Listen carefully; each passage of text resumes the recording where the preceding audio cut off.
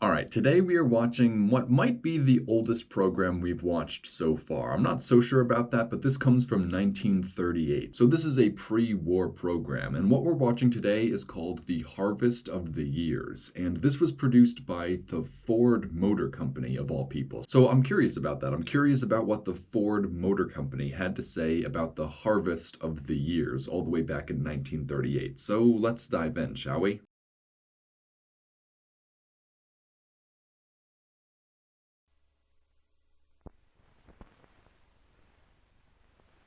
Already distributed by the University of Alabama Extension Division. That's funny.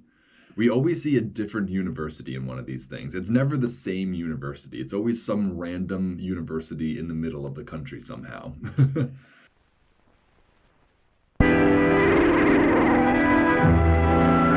Wow, the sound already. So something happened to the sound. It's a little distorted and it's making the music sound like absolutely eerie, to say the least, which I honestly enjoy. That's one of my favorite parts of watching these old programs is just how the music has been distorted. So let's just keep going. So hang on, we can see though Ford Motor Company presents The Harvest of the Years, a story of the triumph of an idea. That's a bit of a mouthful to say. The Harvest of the Years, a story of the triumph of an idea. But all right, let's go. Let's see what idea that we're learning about.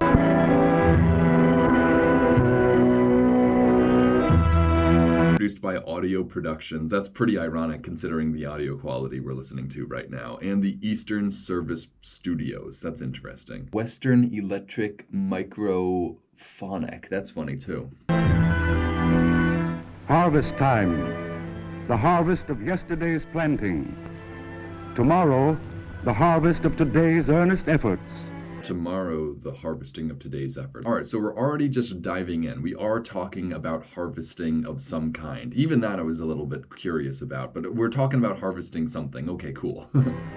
Wherever men dream. Okay, yeah, here's a harvester. All right, so we're definitely, I wonder if this was made by Ford. You know, I never really thought about that. Did Ford also make like farming equipment? Obviously, they manufactured cars, but that seems pretty simple to go from manufacturing cars to manufacturing harvesters and tractors and that sort of thing. So I'm curious. I'm curious if Ford was like a major agricultural machine producer. Dream and plan and toil for themselves and others, the harvest must come.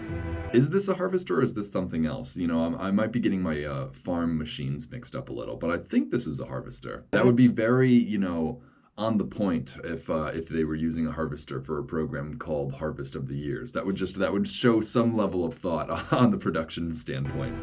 Throughout the world each day, there is somewhere a harvest time.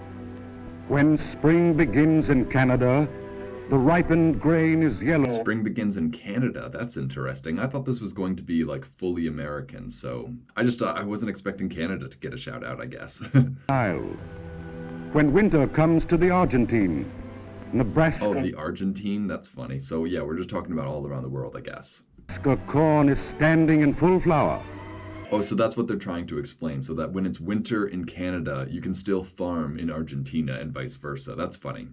So yeah, they're making the case that everywhere around the world at some point there's a harvest taking place. That's interesting. You know, that is true. That's like everyone is farming all over the world. I guess that's how they're trying to build their case for whatever they're trying to explain through this program. I still don't know the idea exactly, the triumph of the idea. I don't know what idea we're talking about specifically. So let's just keep going. There is somewhere a harvest. Hey, look at this globe. This like huge, actually textured globe just spinning in some like display in some building somewhere. Oh, this is the Ford Industries building. Oh man, so is this like the Ford like headquarters? Is this Detroit right here? Am I looking at like the Ford headquarters in Detroit?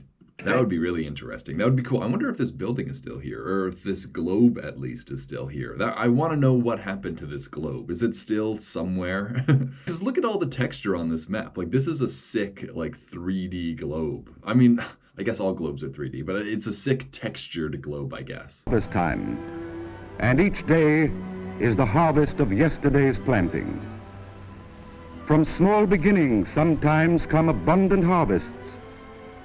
From a tiny workshop came the vision that... Dang, I love the crossfade between the different shots. Like they are trying to show this building and then like development happening and cars going by it, but like They couldn't like do that, so they just had to crossfade like two shots, one of cars going by and one of this building. That's funny. It's a funny, interesting attempt at illustrating a point. Built 1,000,000 miles of highways. From this rude bench and lathe and drill have sprung the tools for 80,000 men. The tools for 80,000 men, that's a very specific number. Like, I wonder what exact tool we're talking about where they have the exact number of men who are going to use it. You know, like what what tool are we talking about? From this small shop has grown a city of work. Wow, look at this though. This is America 38. This is pre-war America. Wow. Just like look how big this freaking tower is, this like silo almost. Like this is it dwarfs everything. It dwarfs this boat, it dwarfs this bridge. Like this is a ginormous silo. And opportunity, an industrial city covering 1,000 acres. Like this silo is taller than this smokestack letting off steam, you know? Like this is a very tall silo. Look at these little neighborhoods too, these little American neighborhoods. What's funny is my house, the house that I'm in right now, if you look at the deed for my house, it says my house was built in 1939. So like not even yet in this. Like if this was my neighborhood, you wouldn't even see my house. Not that this is my neighborhood, it's just like these houses are all houses that are older than mine, which is wild. Visitors from all the world. Look at this huge industrial sector though, that's really what we're looking at. Like I'm getting distracted by all the things in the background, but what we're really supposed to be looking at is this huge industrial like sector, I guess. Who come to wonder. Like this is a huge factory, holy moly. And to learn. I wonder where this is. Can anyone watching like pick up on where this is just on this alone? Probably not. That's probably too hard of an ask for you guys. It's probably just like in the middle of the country somewhere. Maybe Alabama. That would make a lot of sense actually. Dang, they're still going on this panorama of this industrial sector. That's crazy. This place is actually ginormous. Is this like a Ford factory? Is this like where the automobiles were being made? Maybe that's it. I don't know. This all seems based around the harvest, not about Ford Motor Company. So I don't know, I guess.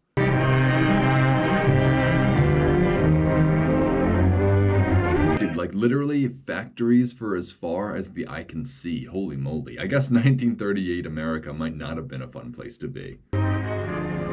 Each year more than Ford Rotors. It's not Ford Motors, it's Ford Rotors. That's funny. Oh, and look at this bus. Hang on a second. What? Can we just appreciate this weird little bus? Like this looks like it's out of the future and the past at the same time. Like I've never seen a bus designed like this before. That's so interesting. Like I don't know. Is this a Ford? Is this a Ford like minibus or something? That's crazy. It's not crazy, I guess, but it's just like, it's a funny design. It's just something I've never seen before. 1 million visitors come to Dearborn, Michigan.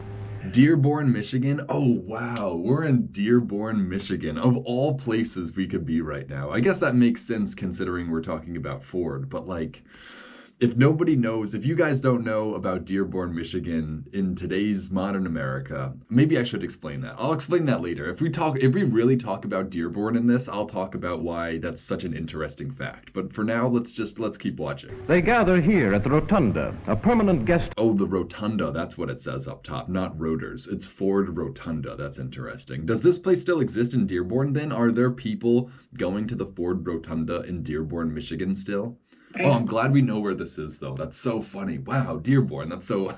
that's funny. House at the gateway to the Rouge. Look at these buses. Yeah, there's another one. I guess buses must have just looked like that for a time. Here, before visiting the plant, are presented the latest tangible shapes into which the Ford idea has been molded. The latest tangible shapes in which the Ford idea has been molded. That's a pretty eloquent way of saying this year's newest models, right? Like that's exactly what they're trying to illustrate with those words, is they're just showing you like their new designs for the year pretty much, which is interesting. Look, we can actually see their new designs, which is cool too. It's funny how, to me, these all look the same. Like these are just all old-timey cars to me. You know, like my brain doesn't perceive any difference between them besides their colors, I guess. But like to me, these are just old cars. Built of welded steel and safety glass, Built of welded steel and safety glass. I like that. Just so that's the only two things that these cars are made of. There's no engine, there's no wires, just steel and safety glass. Oh, you know what? I will say this car in the back, this one kind of looks like, I'm gonna say it. This one looks like a gangster's car. You know, these ones up front, these look like old-timey regular cars, but this one in the back, that looks like a gangster car for some reason. I don't know why, but I can just picture some guys holding Tommy guns jumping out of that car. Again, maybe that's because they're all old-timey still, but like, that's what I'm picking up. powered by continuously refined V-type 8 and 12-cylinder engines, streamlined and graceful in appearance, here is presented the latest addition to the Ford and Lincoln. Streamlined and graceful in appearance. You know what? I will give them that. These cars do have like a certain character to them that is like graceful. Lincoln line. A new car, a new name. Yeah, like what if cars still looked like this? Like we could make this happen. Like we don't need to live in a world where everything is just a boring sedan. Like we could drive these again. A new value, the Mercury 8. The Mercury 8. Wow. These cars embody. Is there anyone in the comments who has ever driven a Mercury 8 Ford? Please let me know. Please let me know how it handles. These are probably all manual too, right? None of these are even automatic. I probably couldn't even drive any of these. These cars embody all the advanced performance, economy, and safety principles that have been learned by Ford engineers. But look at all these people, right? Everyone is dressed up to the max, right? Everyone's in their suit, their slacks. They even got their ties and their hats on. This was like a bougie event for them, I bet. And production experts in more than 35 years of experience. Oh, and this rotating thing is just showing like all the advancements. That's funny. So this rubber thing. Oh, there's a little Indian guy cutting the. Oh no, maybe not Indian. Maybe he's Brazilian or something, right? That's where we get rubber from. So, or maybe not. No, I think we get rubber from a bunch of different places. So this could be an Indian guy. He looks like an Indian guy. I feel like I watched something about Indian. Maybe not. Maybe that was Brazil that I'm thinking about. Shout out to a previous video, I guess. You know what? I bet there's a whole program about the making of rubber that I should watch. Maybe that's what I should find next. Research and scientific pioneering. And so from all... Oh, geez. So hang on. After the rubber, there's a little stall on cotton. I just, I want to see. Oh, they don't even show you what the cotton diorama is, but you can barely see it. It looks like exactly what you'd imagine a cotton diorama from the year 1938 looks like. And so from all over the world and from over all America come visitors by the thousands daily.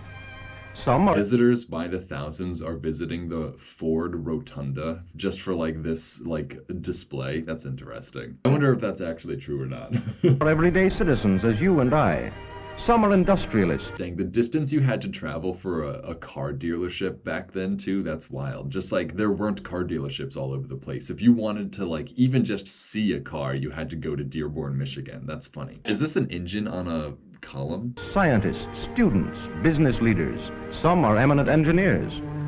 Why does this one industrial city attract so many visitors?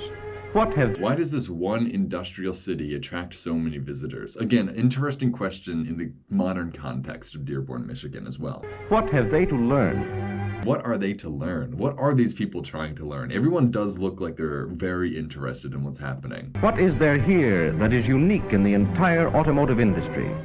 What is there here that creates advantages for purchasers when automobile values are appraised and compared? That was a lot of business speak right there. I don't even want to try to repeat that. What is there back of these products playing an exceptional standard of quality for the price? Well, the answers to these questions will be given to you. Dang, is this a streetcar too? No way. Or a trolley, whatever you want to call them. Like, they had trolleys in Dearborn, Michigan, for Pete's sake. That's what I'm saying. I feel like I said that in a recent video, how like most American cities had trolleys or streetcars at a certain point in their history. Like even Indian cities had trolleys at a certain point. So it's crazy that we all got rid of our trolleys at some point.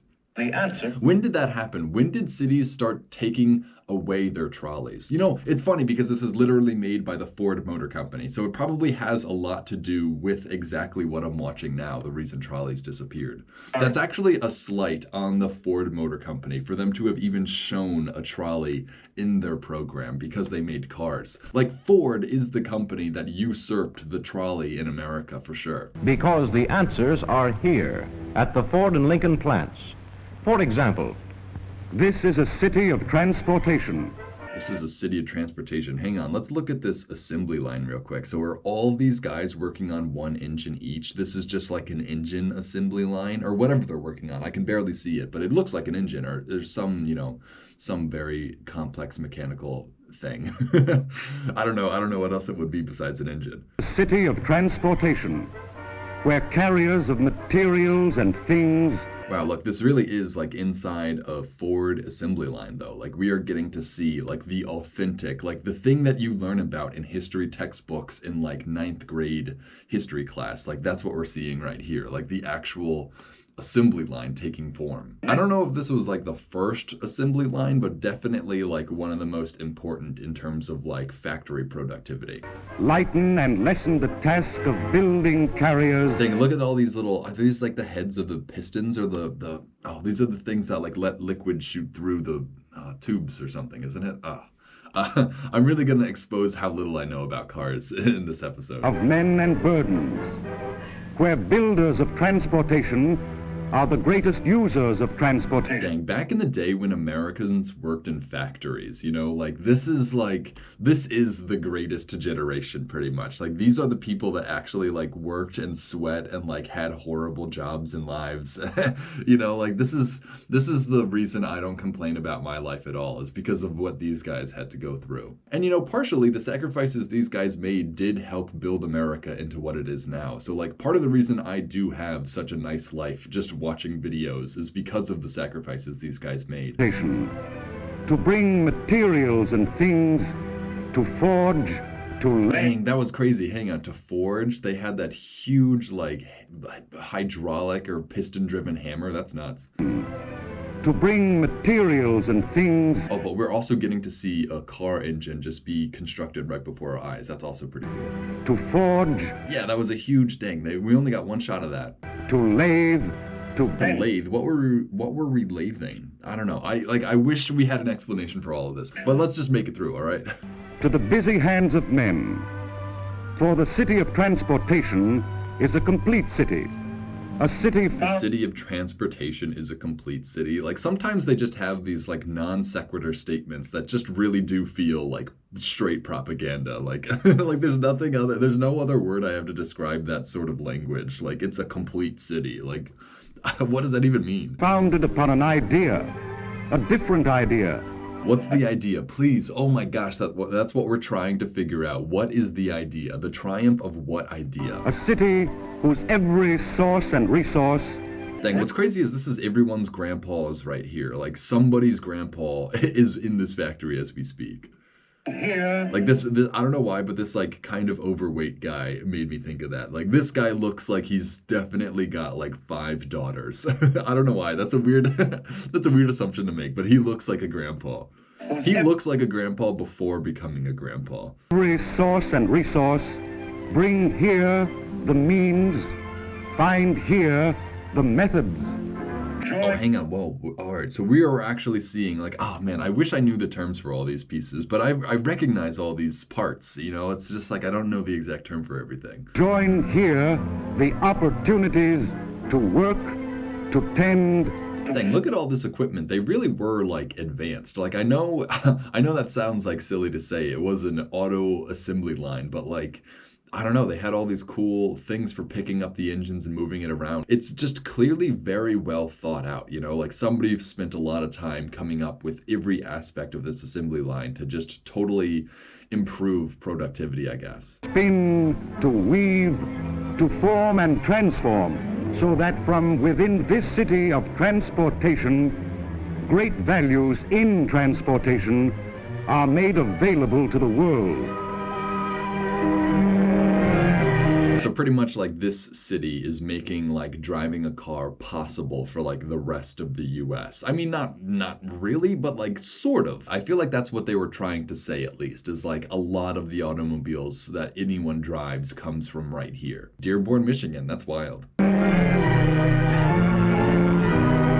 wonder if this is still Dearborn, Michigan, or at least somewhere near Michigan. I'm proud of myself for thinking it was Detroit. A most important item in the building of a quality product of the highest possible value is one that the visitor to the Rouge plant may never see. It's the thought and study, the painstaking research that... The thought and study, the painstaking research. So this is cool. We're getting to see like the actual Ford lab now. I did not think that this was going to be a review of like Ford Motor Company's assembly line. I really thought this would be more related to like harvesting than it has been so far, at least. Develops better things and new things to produce greater values at less cost. Okay, so they're like testing like the strength of this like material. See, that is interesting. That is exactly what I expected them to be doing, I guess. And you know what, guys? I feel like this thing broke already. I feel like we can stop the test now. Like it's broken, okay? Here, before today's new products were built, months were spent in developing new alloy steels. See, this is like the most interesting thing ever, actually, is just like the laboratories of like the 1930s. You know, like I feel like so much like amazing science was learned in just like the random labs that were running during this time. Like, I guess science was still so new on like an industrial scale that like I just feel like we were learning so much in these crazy labs. Like this, there's probably so many like patents and discoveries that have never seen the light of day that came out of places like this, you know? I'm so curious.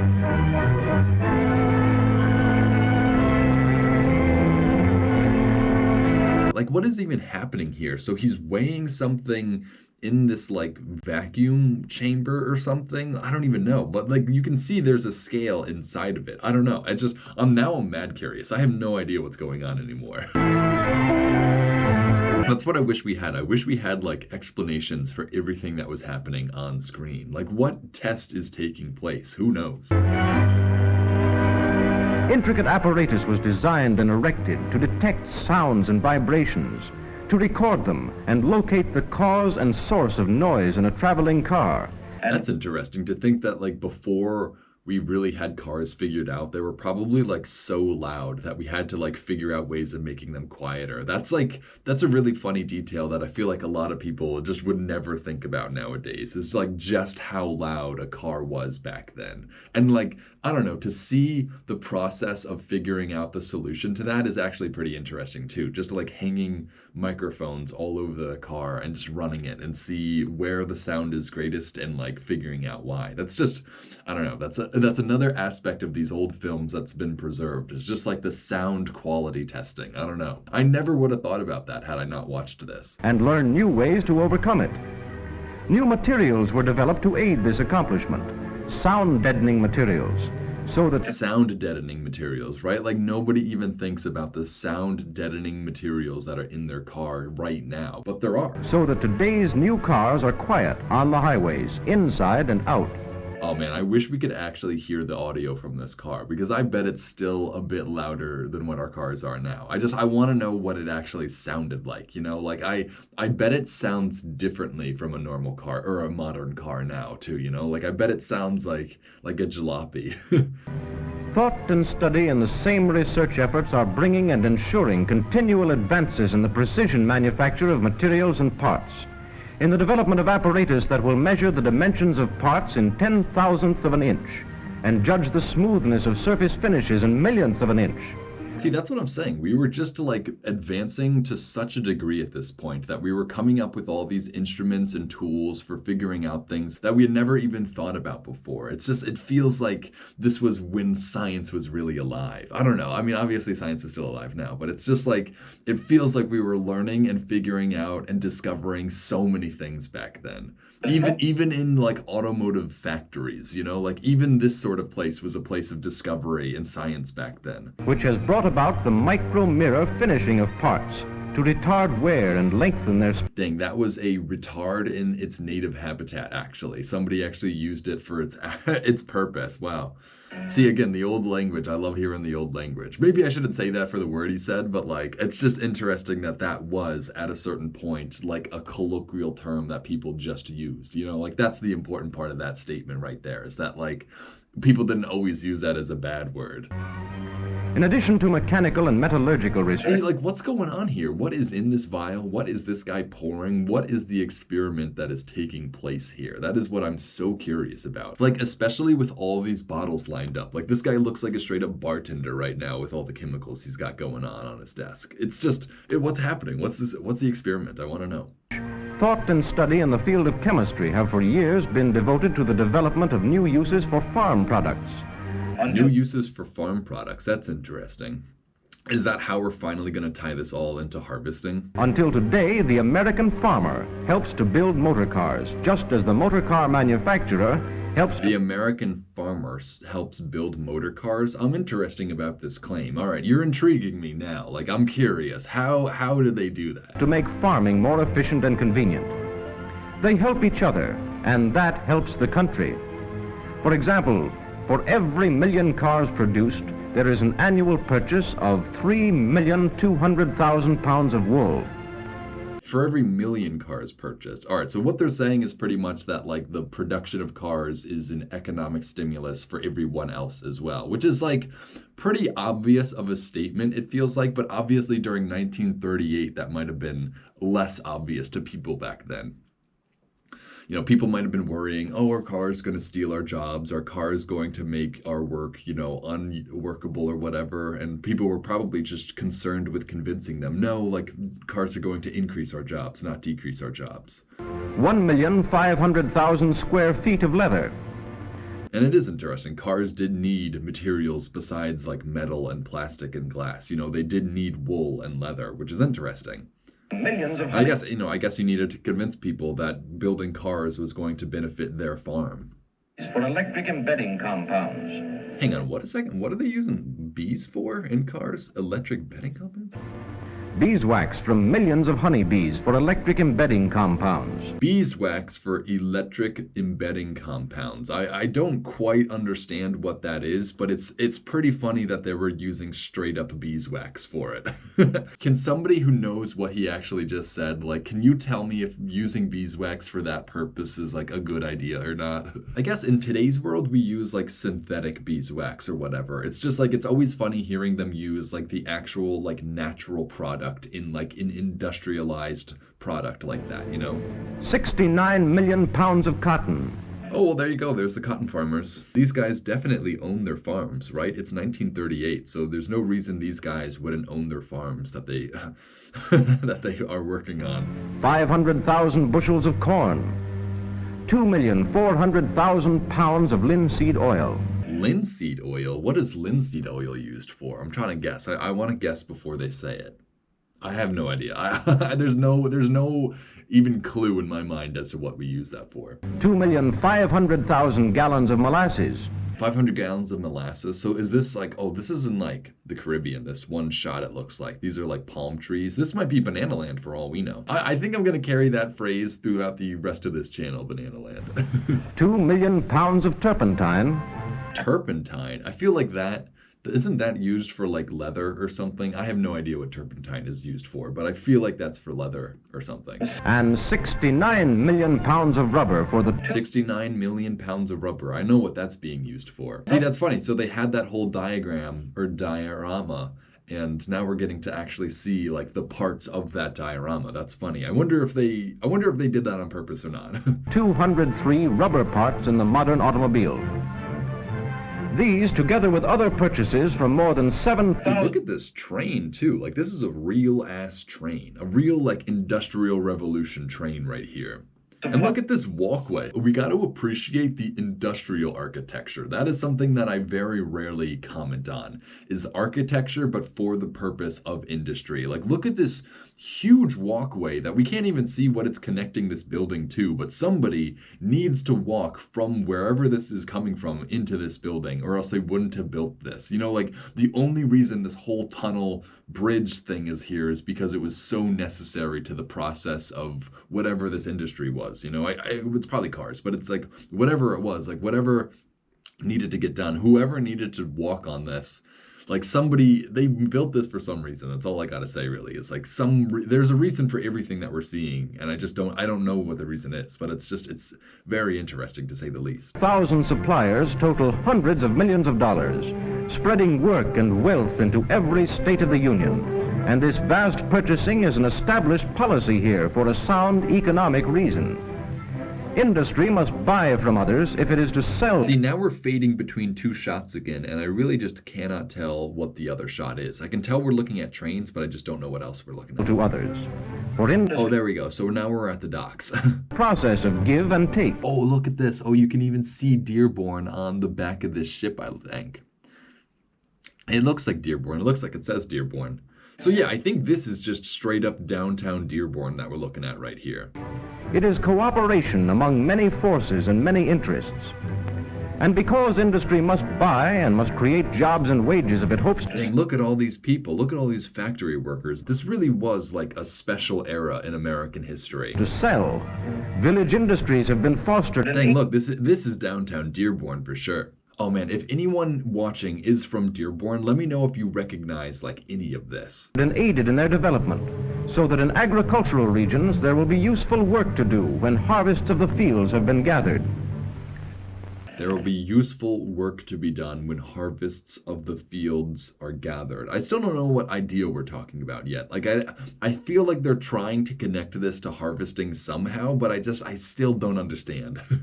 One of the most interesting of these harvests, because it shows the trend, is soybeans. Soybeans, that's funny. The soybean harvest shows the trends. That's funny because I guess soybean farming was a trend at this point. For every million cars produced, 600,000 bushels are used annually for the manufacture of enamels and for plastics. That's interesting. See, I never would have guessed that we were farming soybeans for like the enamel on their cars. Like again, that is a very interesting fact. Again, though, I bet that's something that we now like have a totally synthetic solution for. I could be wrong about that. We could still be using soy seed oil or whatever, but that feels like something we'd use a synthetic for. Electrical parts and similar parts. But while scientists and engineers are important to the development... Dang, look at this little like measuring angle stick this guy's using on the chalkboard, like to get the curve of the car right. That's so funny. ...and perfection of new ideas. See, that's another little hidden gem of information, a little nugget of information is just how they drew their car prototypes, right? To see them drawing this car on a chalkboard and using this, whatever this tool is, to get the curves of the car just right. That's so fascinating. There's so much technique in here that is like, we have not even unpacked, that I don't even have the skills to unpack, really. So I'm just gonna say, like, this is a cool shot. Like, somebody needs to appreciate this shot and the behind the scenes that we're getting to see from it. Development and perfection of new ideas, new things. And dang, there's just like a whole classroom of people in this one room working on this like future car model. That's cool. Again, I'm really glad we're getting to see like the ins and outs of this factory right now. Like this is a lot of fun. This is not what I expected to be learning about, but this is fun nonetheless. In transportation, it is equally important that motor cars have a style and beauty. Did any of you guys have a kid in your high school or middle school or whatever who drew cars constantly? I feel like that's like a standard American character nowadays, is the kid in high school who just spends all his time drawing cars. Like my brother was that kid, so I know that kid, but like that's what I'm thinking about watching these. It's like these kids or these guys have like the best job ever in their minds, right? Like all they wanted to do all throughout school is just draw cars, and now that's exactly what they do for work. It's just these guys are probably living the life. That do more than please the eye. An appearance that expresses swift transportation. And that was cool too. It's little like wooden model makeup or clay model makeup of the car. See, like we're actually getting to see like every single little step in the production and even like planning of these cars. This is cool. This is a enjoyable experience to say the least. Appearance that expresses swift transportation with comfort and safety. Oh wow, so now they're making like the mold or the exterior shape of the car, something like that. They're making like something to mold with or something. I don't know if that made sense, but like they're making something for molding, I think. an appearance that expresses swift transportation with comfort. Yeah, they're like scraping off this. I don't know if it's clay or if it's some sort of like, I don't know, crafting material, but it looks like they're shaping it so that they can make a mold out of this. I don't know if that's true or not, but that's what it looks like it's happening. And safety. And it is here that today's designs were developed. It is here that tomorrow's... You know, cars did look really good back then. Like all these drawings, seeing them, like they had a look. There was an aesthetic they were going for, that's for sure. designs are being planned.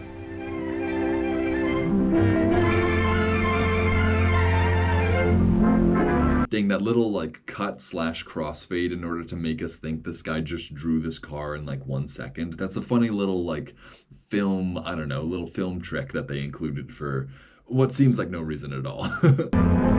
Oh, and that was cool. The fade into the car itself. That was a little bit imperfect of framing in terms of the shots, but that was a cool idea nonetheless. Right? Like if you go back and you watch this fade, the real car was a little bit higher in the shot than the drawing illustration. So it didn't work out perfectly, but I appreciate the attempt and the creativity that went into it. And you know what? That does take vision as well. Somebody had to know that they were going to make that shot. So they had to get these still shots to line up at least a little.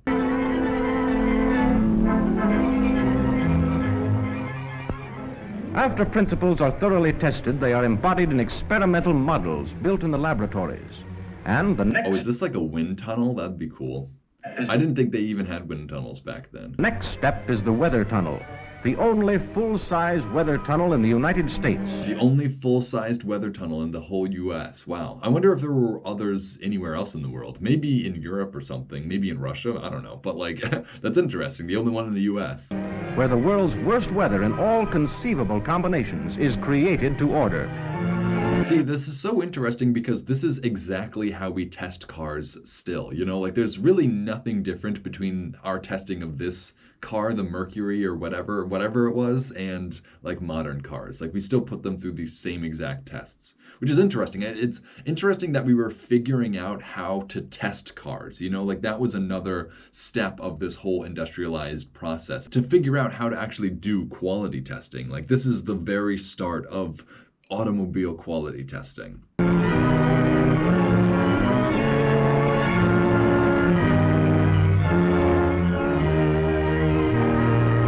Funny how dramatic they're making it seem when all we're doing is watching a car sit still. Like I bet it seems more extreme when you're there and there's wind like gushing by and everything, but for us this just seems like a very plain shot to be playing music like this over.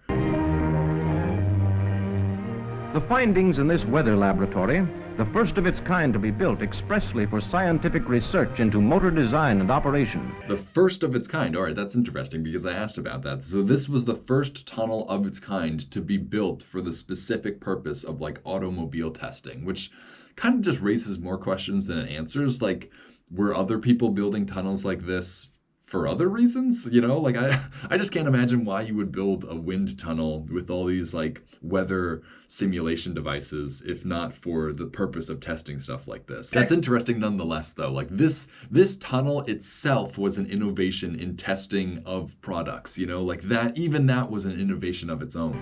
Are checked with actual road conditions. Oh wow, look, these are the American roads in 1938. That's funny. I mean, it doesn't really look any different than it is now, but it's like, it's just interesting. It's all old cars. It's just, I guess America has always looked like this. Or at least America has always looked like this in the past 100 or 2 years. On one of the world's largest test tracks, where today's cars... That's so funny seeing them go like as fast as they can too. Like they don't even look like they're going that fast. I guess maybe they're not going as fast as possible, but they don't even look like they're speeding. While still in the experimental stage, were driven thousands... They're also driving really close to one another for the fact that this is a test. ...of miles at high speed, where they were tested on brick paving, checked for safety on wet asphalt.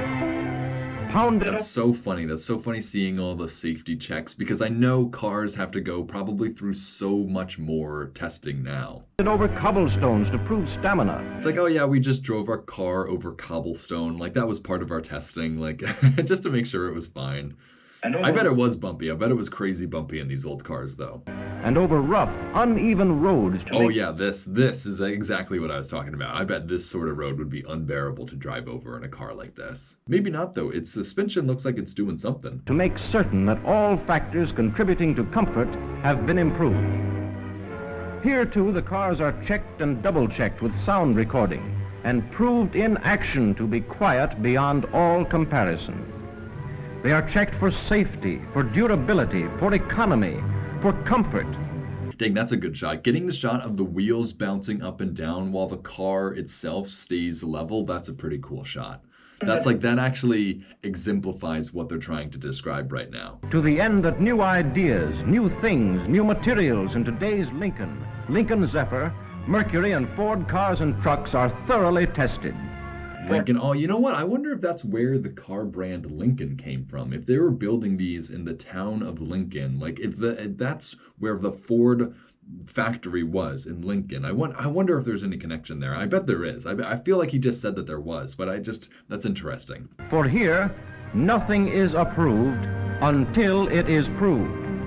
Nothing is approved until it's proved. I like that. That's a good saying. Not even in relation to cars, just in life in general. Nothing is approved until it's proved. that goes hard. But what are some of the things that draw people here from all over America, from all over the world? Almost any large industrial operation is spectacular. Dang, this is like a huge machine right now. It like is moving this molten block of steel or something, and there's all these people watching it up here. Like this has got to be some sort of tech demonstration we're watching. But what is there here that differs advantageously, is unique, that explains an out... So this is like the steel coming off of like the chopping block ready to be molded into a car. Is this like the very first step in like the car making process? I'm just so curious. Like what are we watching right now? This looks like the first step. Like that chunk of metal, that is like a big enough chunk of metal to make like the shell of a car, at least I think. Standing ability in this industry to offer more for less. Why does this plant produce its own I guess we'll never learn. electricity? Electrical power can be purchased. Why does this plant have huge blast furnaces to produce its own iron? Iron can be bought. Blast furnaces need coke, and coke too can be purchased. Oh, coke can be purchased. Oh, like, I don't even know. It's probably talking about some sort of mineral, though, not actual coke. Why does the Rouge plant make its own coke?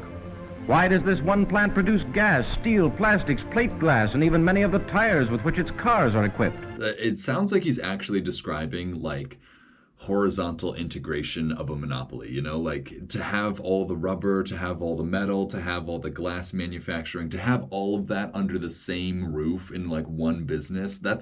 I'm pretty sure is that vertical integration? That's one of the two types of having a monopoly right here. That's what he's describing, is like their company owning all aspects of the modes of production of these products, really. It's like we own every part of the production process, you know, like he is admitting to having a monopoly. Not that was necessarily a bad thing in this regard, but like it's a monopoly nonetheless.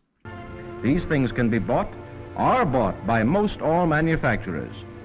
Why are there company-owned iron mines, coal mines, and rubber? Company-owned iron mines. See, that's another thing that like people really forget about is like Ford Motor Company had to own iron mines in order to secure the proper, you know, raw materials needed to manufacture these cars. It's just like, it's such an economic maneuver to even accomplish like an auto industry of your own. You know, like the car companies have to be so much more than a car company at the end of the day. They have to be like a steel works company. They have to be a glass company. They have to be a plastics company. They have to be a mining company. So it is really amazing to see like somebody actually put that all together and made a company, Ford. That's why Ford, I guess, is one of the most remarkable of the automakers. Plantations. Why a fleet of ships? 14 locomotives. Yeah, a fleet of ships. Yeah, there's so much that needed to go into the making of cars that, like, you really needed the whole world's globalized economy to make this work. Locomotives and over 1,000 freight cars. First, it is to acquire the experience and knowledge necessary to increase quality and reduce costs through better methods. You know, I guess I do understand that argument that like in order to fully understand what you're making, you need to like understand every process of it, right? Like you need to understand how to make tires in order to make the best tires. Like I guess I understand back then, before there were like other companies that took care of this, like I understand why Ford needed to figure out all that stuff for itself because there was no other company doing that sort of stuff. So I guess I understand the monopoly from that perspective. I mean, this is also like commercial propaganda, so maybe I'm just drinking that as well.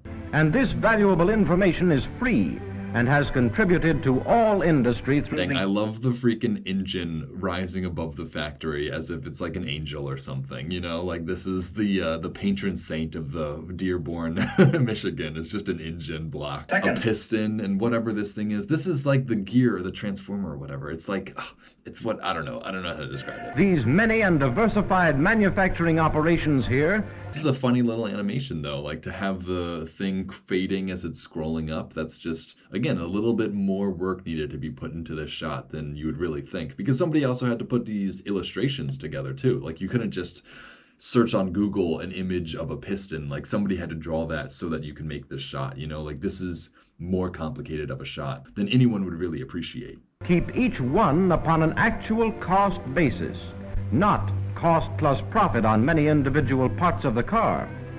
So there is just one profit on the finished product when it rolls off the line. I mean, that kind of just makes sense, right? To take the cost of every part that goes into the car and just add it up at the end to get the final cost. Like, that kind of just sounds like exactly what you should do. I don't know what else you would do besides that. Things are the mainspring of a mechanism that is unique. They cultivate an idea and harvest an ideal.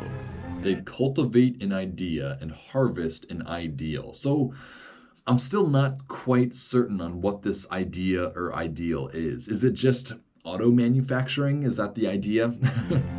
The idea is to find... Oh, there we go. All right, he's about to tell us the idea. All right, everyone get ready, get your notebooks out, get your pencils out, like get ready to write this down. What is the idea? The triumph of what idea? And harvest an ideal. The idea is to find more efficient, less wasteful ways to use nature to make... The idea is to find more efficient, less wasteful ways of using nature. I actually like that idea. I was not actually expecting to be on board with this idea, given like the industrial nature of this program, but like that's an actual really good idea. I'm actually really surprised with that idea so far. I am fully invested in this idea now. More free. And I gotta go back just a little bit more so I can hear it again. The idea is to find more efficient, less wasteful ways to use nature to make men more free. So that's the end of that statement, is to find ways of using nature more efficiently and less wastefully in order to increase the freedom of men, which is a bit of a weird jump. I don't understand quite how, I guess it's economic freedom, right? To increase everyone's economic freedom increases our regular freedom as well, I guess. Or at least that's maybe the argument that they're making. The ideal... Oh, hang on. So they had the Ford Mercury. So this is the logo for the Ford Mercury. That's interesting. And then they have the Lincoln Zephyr? The Lincoln Zephyr? That's funny. Is always to find... Oh, and this is the old Lincoln logo. That's funny too. That is... This must be because of the town Lincoln. That's another thing I learned, I guess. The ideal is always to find means of spreading the results of scientific achievement more widely among mankind. Scientific improvement more widely across the world. That's the ideal, is to spread scientific advancements around the world. That is a pretty good ideal, to be honest. You know, I got no arguments here. I'm curious whether or not they lived up to these ideals or not. Did the Ford Motor Company live up to those ideals that they just set out for themselves? I wonder. So great is an idea, so mighty is an ideal, that within half a man's lifetime, a tiny workshop has grown into the world's largest industrial development. Wow, this is the world's largest industrial development. I was saying earlier how big this factory was, and I'm proud of that. I'm glad that I called that out actually, because like this was a huge factory. I'm glad that like this was so notable that the narrator had to mention this is the largest industrial area like in the world. That's wild.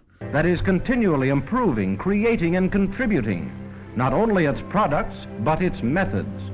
not only its products but its methods. See, that's what I'm saying, is like they made so many advancements back then that like they had to share it, you know? It's wild. So that other industries have benefited because many Ford methods have been made available to them. Here during the last year, $34 million have been spent as a part of a permanent program for progress, founded upon faith in tomorrow. Dang, it's honestly so sad seeing all these like factories being constructed, just knowing that like most of them have since been vacated. Maybe not, maybe some of these factories are still operational, but like it's just, we're getting to see America in its heyday versus what I know Detroit in this whole area is like now. It's just like, dang, you know, this used to be a very, very economically powerful part of the nation. It is faith that business... And because of this, because exactly of what we're seeing on screen right now, the automotive industry. That is the reason Michigan has the population it has, is this factory pretty much. This and other factories, I guess. Could be worse and will be better. Confidence that is found whenever you find enlightened industrial management. Enlightened industrial management. I like how that is what all of this is attributed to. Enlightened industrial management. Here, for example, is a confidence that has built a power plant that produces enough electric power to meet the domestic needs of the city of Chicago. See, look at all this industrial architecture again. Like this bridge, right? Like, where is it going? It's going to this other building. It's so fascinating how they built this factory to like their perfect ideals. It's fascinating how we don't really see construction like this outside of factories either. Like, I think it would be cool if cities had like bridges like this and stuff, you know? Like, I think it's a cool look, honestly, the industrial architecture. Chicago. A plant which daily uses hundreds of tons of coal, as well as 31 million cubic feet of gas, and enough water to supply the cities of Detroit, Cincinnati, and Washington. Dang, so like this factory was pretty much like a city of its own, really. Like it had its own power plant. It really produced its own like raw materials. I mean, not raw materials, but I guess it refined its own raw materials. So that's just wild. That is like using the same amount of energy and water as like multiple US cities at this point. That's wild. 2,500 tons of iron ore are used daily. 2,500 tons of iron ore used daily. This is an absolutely massive operation. Like, even by today's standards, I think this is absolutely massive. Ore from company-owned mines, transported in company-owned ships. Tons of silica sand. Company-owned mines transported in company-owned ships. Yeah, there is definitely a monopoly that needs to be busted up here. But you know what? It seems like they needed it to at least establish themselves. You know, like, they wouldn't have had anyone else doing this for them. So, like, they needed to set up these industries themselves, I guess. Sand, soda ash, salt, limestone, charcoal, and cullet are consumed daily in the manufacture of safety glass. In a huge plant where there is a polishing table so long, it was constructed to conform to the curvature of the earth.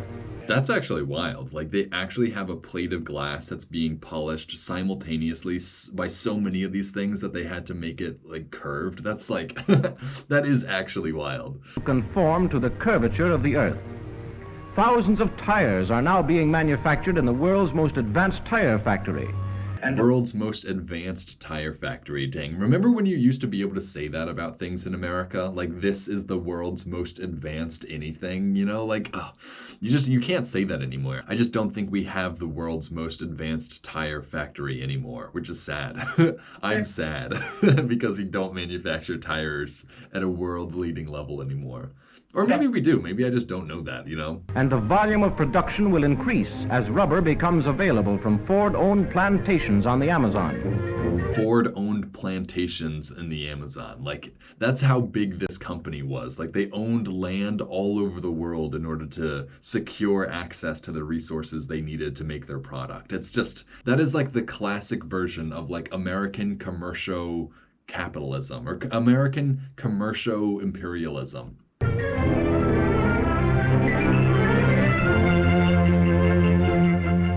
Every 24 hours, these batteries of coke ovens produce 3,475 tons of coke from coal. Coke ovens. All right, so like this is something that I'm kind of unfamiliar with. So we're producing coke from coal, and what are we using the coke for? To be used mainly in the blast furnaces, in the melting of iron ore. But Oh, many so this is a way of producing a fuel that you can use that burns hot enough to melt iron? Is that what I'm picking up on? But many other products are recovered or produced in this process to be used or sold, and to save at every point of manufacture, so that these savings may serve to give more quality at less cost. I like how they had to justify like cutting costs like that. Like in today's day and age, like a company can just say, yeah, we cut costs because we needed to make more money. But back then they had to explain, oh no, we're not using these waste materials because we're trying to make more money. We're trying to like make this more efficient, you know? Like they had to give an excuse besides, oh, well, we want to make more money, which is the actual explanation behind most of these decisions. For example, the thick, brown, gaseous smoke that used to overhang the old beehive-type coke ovens The thick, brown, gassy smoke. I wonder what was in that smoke that was so notable. See, that's another aspect of the world that like somebody in this day and age just like does not know. Like there used to just be big clouds of like brown smoke that nobody liked. You know, like I don't know, like that's just I've never seen a cloud of brown smoke, you know? Like I guess I have like out of a car, like an old car like once, but like nobody alive in this day and age knows what they're talking about when they're talking about the brown cloud of smoke. is here carried to a byproducts plant through overhead pipes, where a number of washing, condensing, and recovering operations produce from it 45,000 gallons of coal tar used throughout the plant as fuel, 100,000 pounds of ammonium sulfate, a fertilizer which Ford markets through its dealer organization, 11,850 gallons of light oil. And by mixing 25% refined light oil with 75% standard gasoline, 42,000 gallons of motor benzol are produced every 24 hours. Benzol. It's funny how they called it benzol back then. They didn't call it oil or petroleum. They called it benzol. Like that's another little preserved nugget of information. Like they used to call it benzol. Like that's, I don't know. That's blowing my mind a little at least. Which finds a ready sale in the gasoline filling station. Yeah, he's literally, I mean, I guess he called it gasoline, but it says Ford Benzol. Ford Benzol for all motor cars. Do you see that sign? So Ford Benzol for all motor cars. They were calling the fuel of cars benzol. That's interesting. In the gasoline filling stations throughout the Detroit area. From the coke ovens... Dude, I wonder how much gas was, like, relative to people's money back then, right? Because you have to imagine they might have had more gasoline, but they also had way less infrastructure and, like, extraction of gasoline. So, like, was it, like, really expensive to drive a car back then? It must have been, right? Like, driving a car must have been, like, a luxury item supreme back then, I have to imagine. The coke is carried by conveyors to the blast furnaces, where the idea of efficiency to cut waste begins, with the recovery of the flue dust that is caught and sintered for melting. It is cool though that they are putting like such an emphasis on like using the waste products. That is like from an environmental perspective, that is a really good and interesting practice for sure. Like I'm glad that even back then in this huge 1938 factory, we were still using our waste products wisely. And here, during full production, no pigs of iron are cast only to be subsequently remelted. The iron in its molten state is transported directly to the world's largest foundry, where technical... The iron in its molten state is transported directly to this foundry. Like, I know they're on the same grounds and everything, but is there just a huge, like, tunnel or chute of, like, molten iron pouring somewhere? That's wild. Advances in the casting of metal are being made regularly, and where the V8 engine block is cast in one piece. Other ladles filled with molten iron from the blast furnaces go directly to the open hearth furnaces. Yeah, like look at how much iron is just like spilling out of this stuff. Like you definitely need a way of recapturing that and using it again. Where steels of many kinds are produced. More than 63 different kinds of steel are used in the manufacture of the Ford car. Wow, more than 63 different types of steel. See, like, that's what I'm talking about. Those researchers, those laboratory people, like, that's what they were figuring out, is all the different alloys, or I don't even know if it's an alloy. I guess it is an alloy, right? Steel is an alloy, or maybe not. I don't know. I don't know how that works, but... like they were figuring out all the different combinations of like iron and oxygen and carbon or whatever to satisfy the purpose of whatever they were looking for. That's so fascinating. That is so many different types of steel. Like I didn't even know there were that many types of steel. 38 for the cars themselves, and others for dies and tools. Again, this was just such an advancement in like material science. You know, like we were literally discovering new forms of steel to make cars with. Like that's incredible. And meanwhile, an industry within an industry is devoted to other savings that are passed on to Ford and Lincoln buyers in the shape of better cars, sharing in the profits from these efforts. For example, waste paper that accumulates at the Rouge plant is made into tons of paper used for packing and other production purposes. That's interesting. Waste paper that they produced would go and be recycled. See, like, the fact that we were recycling waste paper all the way back in 1938 just tells you that, like, we are capable of recycling now, you know? Like, this is a problem that we have solved in the past. Every scrap of wood, of rubber, of metal, string, cloth, or leather is used. No matter. I really hope that's true. Like, I really hope that's genuine. Obviously, again, this is like commercial propaganda, so they're trying to make us like the Ford company a lot, but like, I really hope it's true. No matter how small it may be. Waste oil that inevitably pollutes a river flowing close beside any large factory is here reclaimed. 600 gallons of it a day. 600 gallons of reclaimed oil that they were polluting. I mean, I guess like they were polluting it to begin with, but like, I don't know. It's impressive that they were at least thinking about that. Like, I don't know. Like, I am impressed with the amount of effort it seems like they put into reducing the amount of waste that was produced from this process. And used for oiling roads and for fuel. The dust from grinding wheels contains metal particles of the parts smoothed on the wheels. Even this dust is reclaimed, and it yields tons of metal.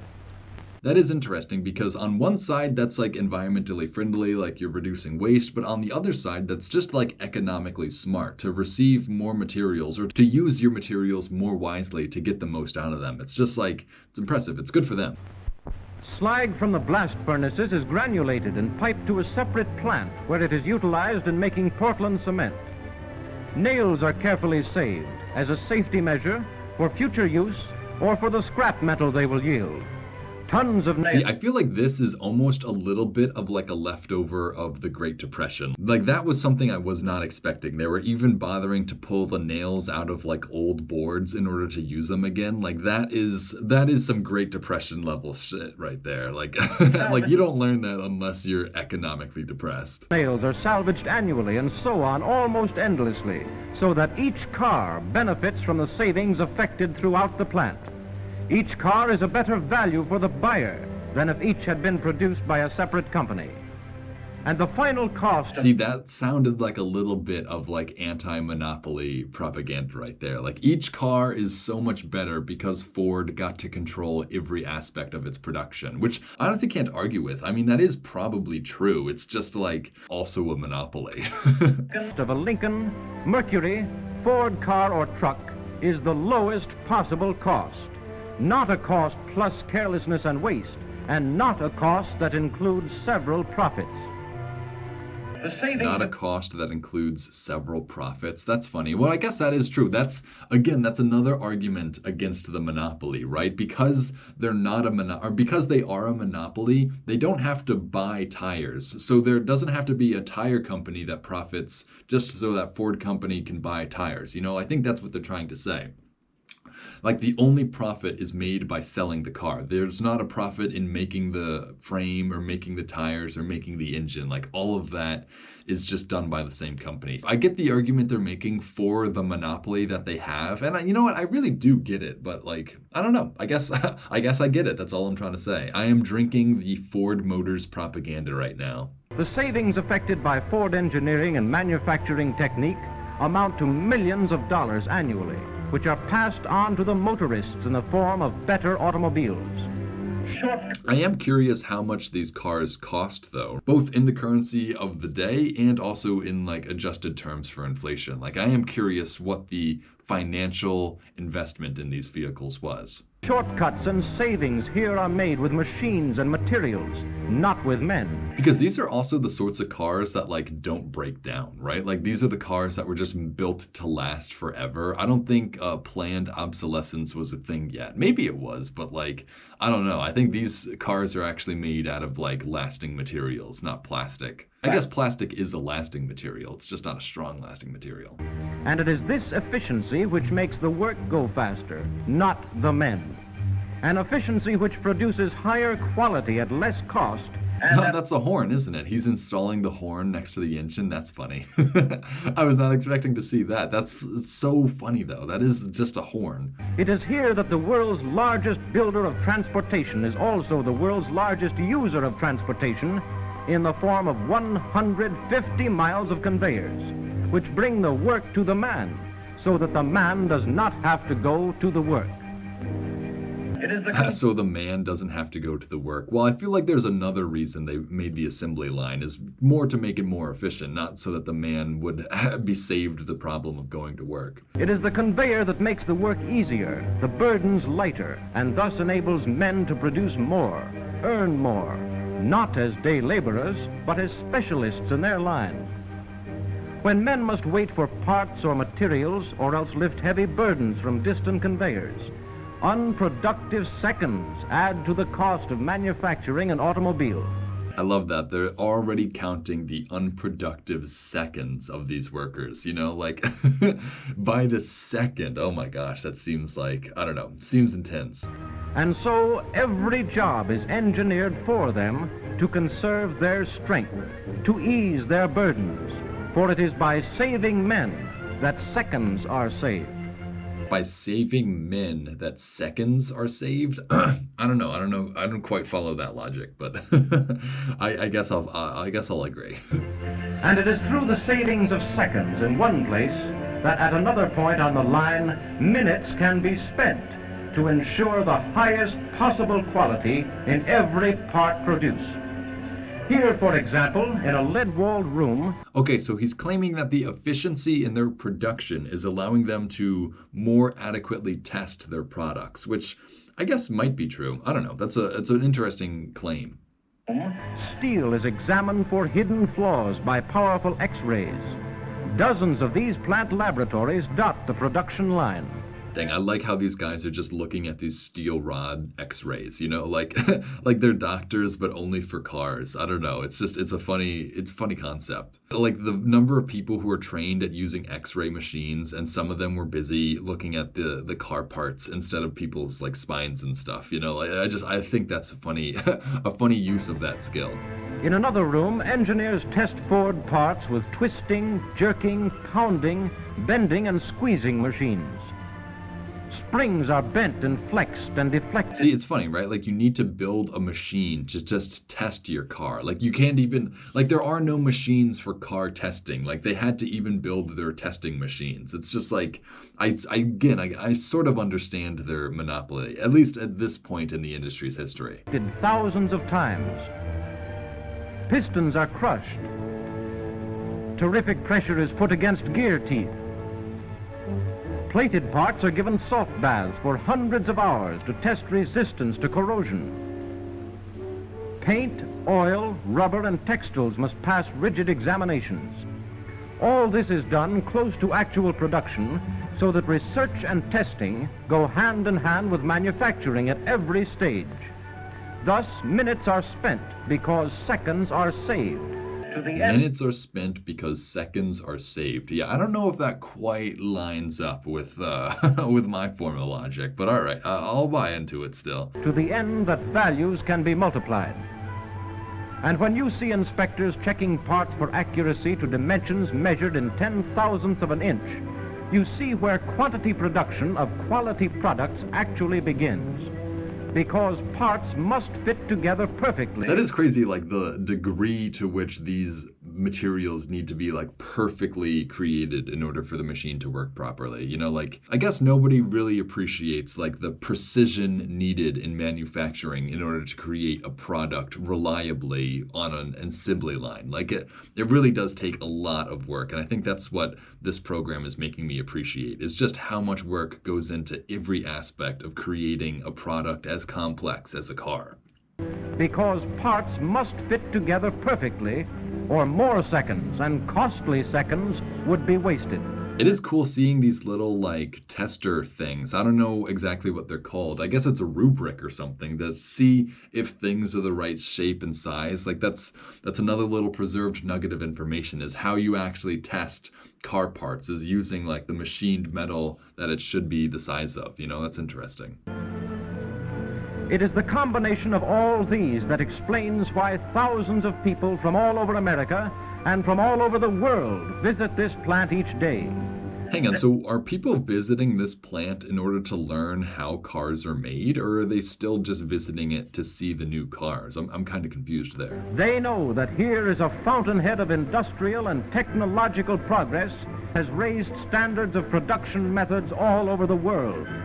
They see that the more anyone has of success... Are these the same two shots that they're showing us? Like this wide shot of the crowd and the cars, and then the other shot we just saw? I feel like I've seen this shot like 3 times now. the more everyone can have. And leaving, each carries with him this thought. This is the only plant of its kind in the world. The only plant of its kind in the world. That's another interesting statement. You know what? I honestly believed that too. And from only one plant, this plant, could these cars come at these prices. Again, what prices? What are the prices of the cars? You can't just brag about the prices and how low they are and not tell us what they actually cost. This is a funny little like demo of all the cars that are being made in this factory. It's kind of cool. It's like somebody's driving all these cars to show. It's just like, it's a funny little way of showing what was made in the factory, I guess.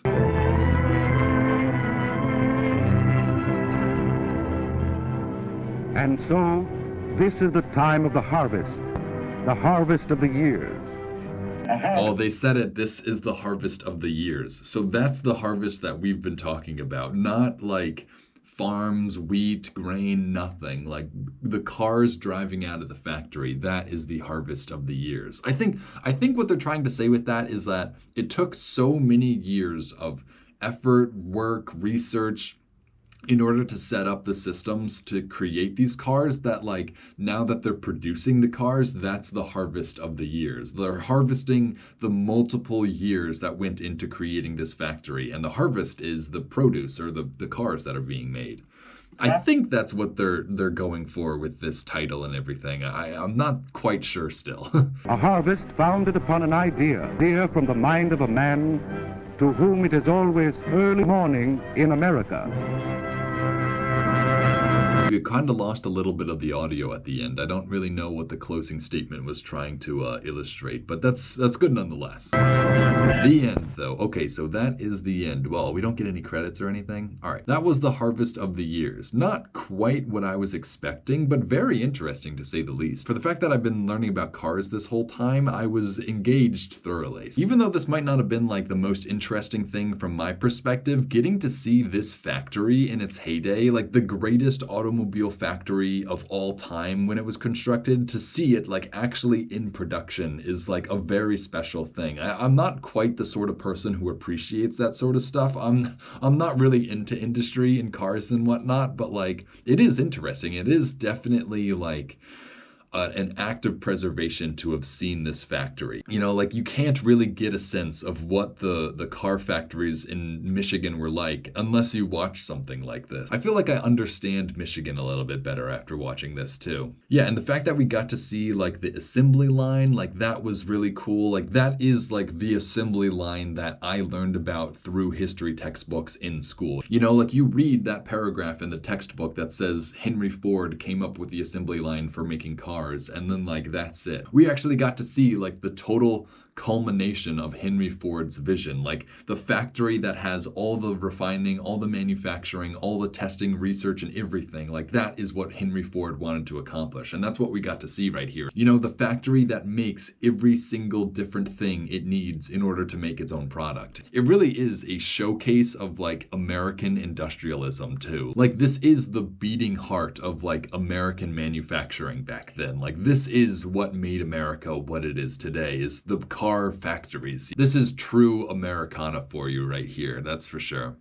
You know what? I feel like I should mention one last time that this program was made by the Ford Motor Company. So, like, obviously, I'm going to have my opinion changed by this. But I don't know, like, even though it is a form of commercialized propaganda, like, I guess it's also like American propaganda. I just did say, like, this is like the heart of America right here. So, like, I guess this is both like commercial propaganda and maybe a little bit political propaganda, just showing like how awesome America is relative to everyone else. Bragging that this is like the biggest factory in the world, that goes towards like national patriotism. So a little bit of propaganda, but I don't think it's that bad in this, at least. Like this program, for the most part, seemed more concerned with actually describing the processes at hand, which is what I like. I appreciate that a lot. The Internet Archive is where I get all these old programs from. So if you want to support what I do here, then go leave a donation for them. And with that, I think we're ready to cut to black.